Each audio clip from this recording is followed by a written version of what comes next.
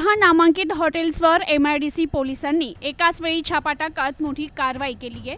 अहिल्यानगर जिल्ह्यातील राहुरी पोलीस स्टेशनच्या हद्दीत हॉटेल व्यवसायाच्या नावाखाली सुरू असलेल्या अवैध दारू विक्रीच्या काळ्या धंद्यावर अहिल्यानगर पोलिसांनी मध्यरात्रीच्या सुमारास मोठी कारवाई केली आहे। एकाच वेळी तब्बल 6 वेगवेगळ्या नामांकित हॉटेलवर छापा टाकत पोलिसांनी 23,385 रुपये किमतीचा अवैध दारू साठा जप्त केला। या धडक कारवाईमुळे राहुरी तालुक्यातील अवैध धंदेवाल्यांचे धावे दणाणले। अहिल्यानगरचे पोलीस अधीक्षक मुमक्का सुदर्शन यांनी राहुरी पोलीस स्टेशनच्या हद्दीतील अवैध धंद्यांचे समूळ उच्चाटन करण्याचे आदेश दिले। त्यानुसार MIDC पोलीस स्टेशनचे प्रभारी अधिकारी सहाय्यक पोलीस निरीक्षक माणिक चौधरी यांच्या पथकाला मिळालेल्या खात्रीशीर गुप्त माहिती आधारे ही धडक कारवाई करण्यात आली।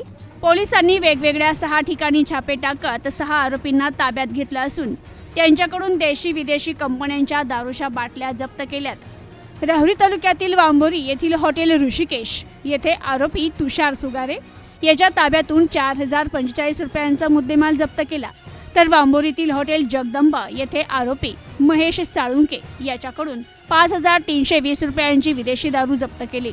तसेच राहुरी ते शनी शिंगणापूर रोडवरील हॉटेल साक्षी येथे आरोपी प्रमोद म्हसे याच्याकडून 7,100 रुपयांचा मुद्देमाल ताब्यात घेण्यात आला।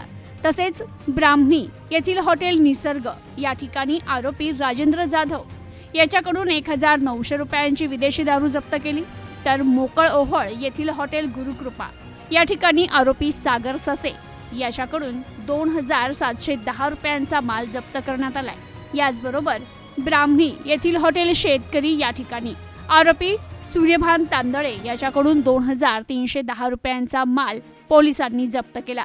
या संपूर्ण कारवाईत पोलिसांनी एकूण 23,385 रुपयांचा मुद्देमाल जप्त करत सर्व 6 आरोपींविरुद्ध राहुरी पोलीस ठाण्यात गुन्हे दाखल केले।